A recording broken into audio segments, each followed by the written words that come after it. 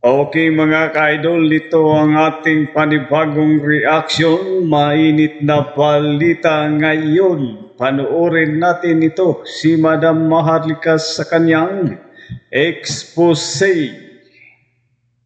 Tambaluslos gustong ipagorgor si Cathy Binag dahil sa mga expose laban dito kay Marcos Jr. Ito, panoorin natin si Madam Maharlika.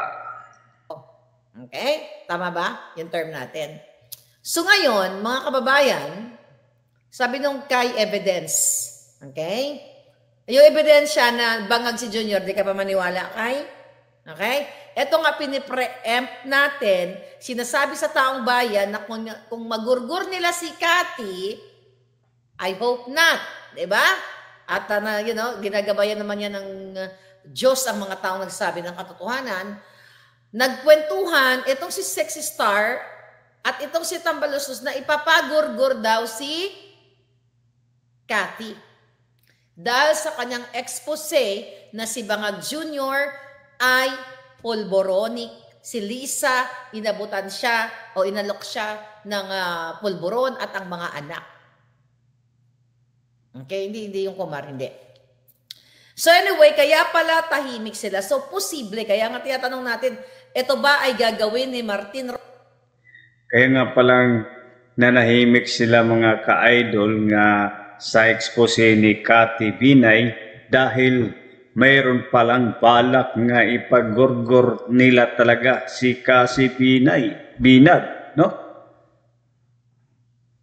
Romualdez na ipapagurgur niya si Cathy Binag dahil syempre mga kababayan, once na matanggal si Bangag Jr.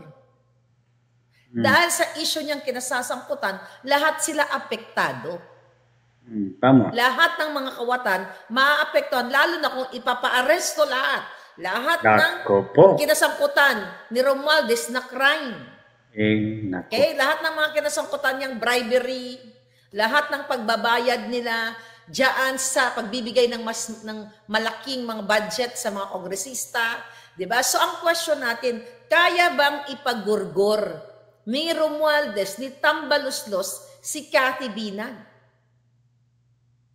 Kailangan ninyong malaman para maano na natin.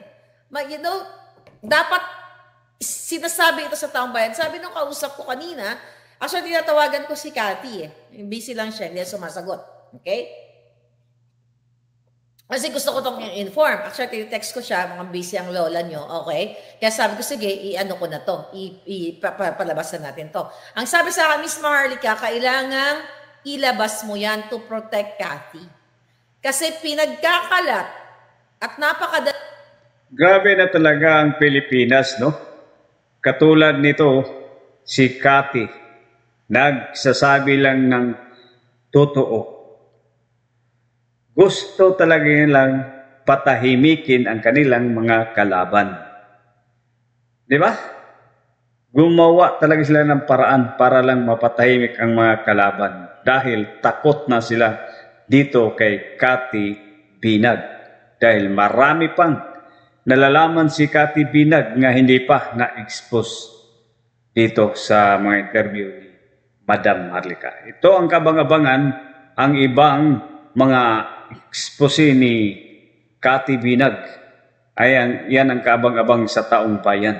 Daldal nitong Sexy Star na ito na mayroong beauty clinic, okay, na willing daw ipagurgor ni Romualdez si Cathy Binag dahil sa kanyang expose. Alright, wala dyan. Hindi ka kilala yung babae eh. Okay, hindi ka kilala yung mga pangalan na inaano ninyo, hindi nakikita. Kailangan talaga maingat si Cathy, no? Ngayon, ano ang gagawin natin ngayon? Dapat i-comment nyo sa kanilang mga Facebook page. At dapat i-echo ninyo na pwede talaga nilang gawin ito na ipagurgor, okay? Ipagurgor si Cathy Binag dahil sa matindi niyang revelasyon. Alright? So yun ang breaking news natin dahil pinagkakalat Ayun, breaking Si news yan, ha? Selena Star. Breaking Actually, news. hindi ko kalala yung mga star na sinasabi Dapat niya. makarating Ipinagkakalat kay ng Cathy. babae na ipagugurgur yan si Cathy Binag dahil siya ay nagsalita. At napag-alaman ko, ito baka kilala nyo sa showbiz, no? Napag-alaman ko na itong sexy star na ito, based dun sa informante ko, ang laki daw talaga ng insecure nito kay Cathy Binag noon pa. Alright? Then, minsan, tinret niya si Cathy. Ayon sa akin, ito grabe, dahil pala natin hindi alam. Itong sexy star na ito, na Chipanga, na ayon sa aking, informante, sa ating puting langgam. Okay? Alright? Ang tawagin natin yung mga showbiz personalities natin, ang mga puting langgam sila. Kasi di ba mga puting langgam, tulong-tulong. Ano yun? Viva Hot Babes, hindi. Ayan. Ngayon, mga kababayan, may gugurgurin lang ako. So ngayon, mga palangga, so ito palang babaeng itong sexy star, minsan, okay, matagal na to, tinret niya si Cathy, na ang sinasabi niya, pinagyayabang dun sa grupo na, sabi niya, 5,000 lang yan si Cathy, pwede na yung gurgurin. At alam niyo kung sino, may nagurgur talaga. Alam niyo kung sino nagurgur? Yung nanay nung nag-threat. Ang bilis ng karma, di ba? Ayon sa akin puting ahas. So, sanay na din pala itong babaeng ito mag-threat. Pero this time, hindi siya ang nag-threat.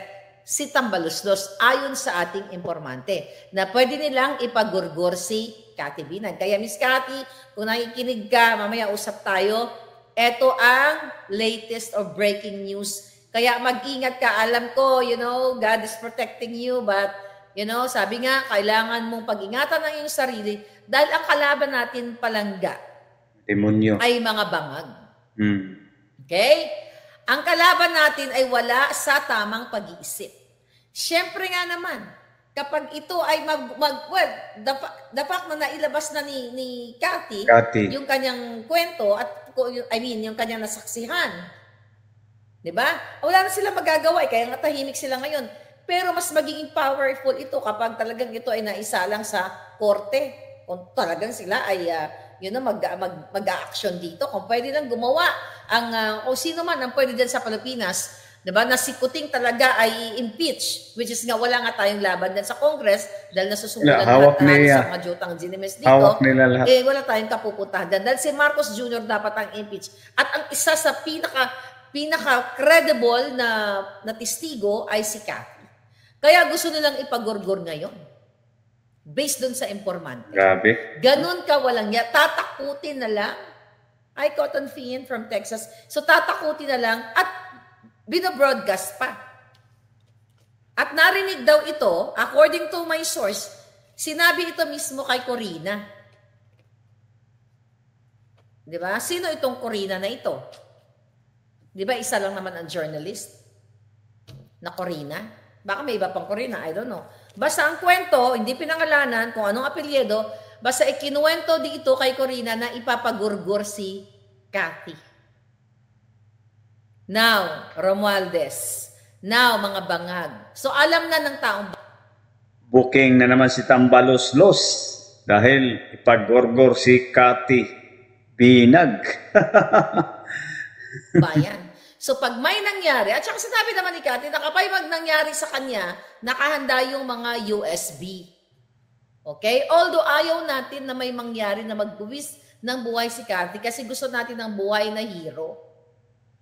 Alright? Hindi, wala yan eh. Wala yung mga pinangalanan ninyo.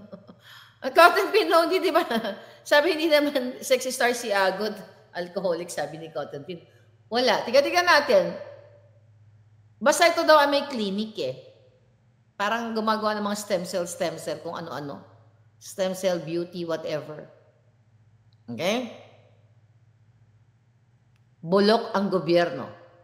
Hindi pa matanda, bata pa, mas nasa ano lang. Bata pa yung, hindi bata yung sexy, nasa 40s yata. Early 40s. Laos na hindi naman daw sumikat. Pumato lang daw ito sa money launderer, kaya nagkapera. O maghanap kayo ng money launderer dyan. Mag-google kayo. Hindi yan si Vicky Bello. Tigilan niyo si Vicky Bello, hindi siya. Wala na siya, wala. Ayun, Kati Binag, kung ikaw ay nakikinig, nanonood kay Madam Harlika, kailangan ingatan mo sarili mo dahil may balak nga ikaw ay ipagorgor daw ni Tambaloslos. Sino ba yan si Tambaloslos? Wala naman siyang kabit na foreigner, di ba? Bata yung kanyang jowa. So, hindi siya. Okay? At saka hindi rin Amerikano. Si Patricia is Amerikano ang jowa niyan. Alright? I don't know. Parang hindi ko alala kung ex ng politiko. Basta, sinend lang sa akin actually yung information na itong babaeng ito ay nagpapakalat. Hindi rin si Kiana Reeves. Gusto ko yun si Kiana. Lokarit. Nakakatawa yun eh. Okay. Sige nga, tingnan natin. Nakakatawa naman kayo. Ano pinagsasabi nyo? Anyway, pero kailangan nating labanan ito mga palangga. Kailangan Dapat labanan natin labanan. sa information. Oo. Now you know na pwedeng ipagurgur si Cathy according to my source. At ito pa, mga kababayan, yun lang gusto kong sabihin sa kay Cathy, no? Kung naririnig niya tayo.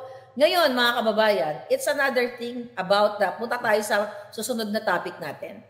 Alam nyo na, i-comment nyo lahat na wag nyong protect Cathy. Lagay nyo, protect Cathy. Kung ano man ang hashtag natin. Dapat talaga palayasin na yung mga pinagpapangalanan niyo. Punggoy Sabi dyan ni sa si mga Ay, hindi naman sexy star si Ay. Gusto ko yan si Ay. Nakulong ko talaga kayo. But ganun pa man, here's the thing. There's another breaking news. Mga kababayan. So, ito, binabasa lang natin.